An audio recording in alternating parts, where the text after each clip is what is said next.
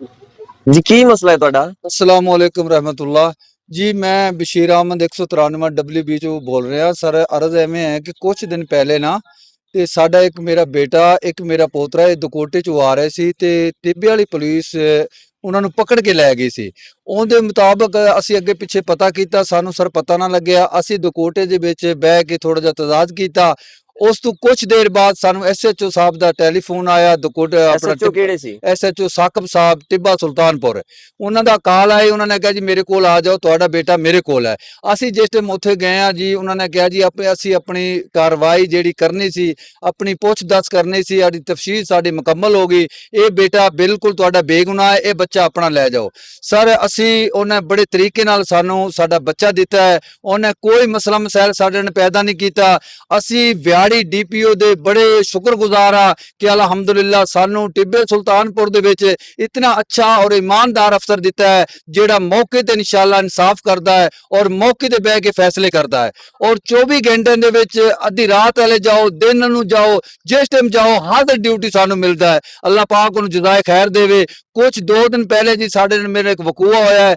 ਮੇਰੇ ਬਰਾਦਰੀ ਦੇ ਬੰਦੇ ਨੇ, ਉਹਨਾਂ ਨੇ ਜ਼ਬਰਦਸਤੀ ਹਰਾਸਾ ਕਰਕੇ ਮੇਰੇ ਬੇਟੇ ਨੂੰ ਮਾਰਿਆ ਹੈ, ਜਿਹਦੀ ਅੱਖ ਦੇ ਥੱਲੇ ਬੜੀ ਜ਼ਖਮ ਗਹਿਰਾ ਇੱਕ ਫ੍ਰੈਕਚਰ ਹੱਡੀ ਹੈ ਉਹ ਹੋਈ ਹੈ। ਉਹਨਾਂ ਨੇ ਮੌਕੇ ਤੇ ਮੈਡੀਕਲ ਵੇਖ ਕੇ ਮੈਨੂੰ FIR ਦਿੱਤੀ ਹੈ ਔਰ ਇਨਸ਼ਾਅੱਲਾ ਉਹਨਾਂ ਨੇ ਮੈਨੂੰ ਇਨਸਾਫ ਦੀ ਯਕੀਨ ਦਿਹਾਨੀ ਕਰਾਈ ਹੈ। ਉਹਨੇ ਕਿਹਾ ਜੀ ਤੇਰੇ ਇਨਸਾਫ ਹੋਵੇਗਾ ਇਨਸ਼ਾਅੱਲਾ, ਬੇਇਨਸਾਫੀ ਮੇਰੇ ਹੁੰਦੇ ਨਹੀਂ ਹੋਵੇਗੀ।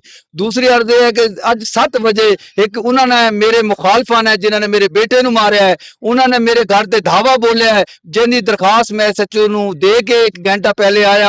SHO ने दरखास्त लैके उस टाइम उन्होंने कॉल की है कि जल्दी आओ, मैं दी देखभाल करना चाहना, तस्दीक करना चाहना कि तुसीं कीता या नहीं कीता। और इंशाअल्लाह मैं पूरे उम्मीद और बड़िया उम्मीदां नाल गल करदा कि SHO साहब मैनू इंसाफ देणगे और इंशाअल्लाह हकसरी करनगे। एक मैं नहीं इंशाअल्लाह पूरा इलाका चक नंबर 193 WB सारा खड़ा है। ये सारे अच्छे आदमी ने, मजदूर आदमी ने, जेड़े को करप्ट आदमी ने, उन्होंने बिल्कुल SHO साहब बुलावे, पुर के अपनी तस्दीक करे, अपना देखभाल करने कि कौन की करता है। ये अल्हम्दुलिल्लाह सारे अच्छे लोग हैं, ये सारे मजदूर हैं और अपने माल पशु का अपना इंशाअल्लाह ख्याल करते हैं, कोई किसी नाल ज्यादती नहीं करते।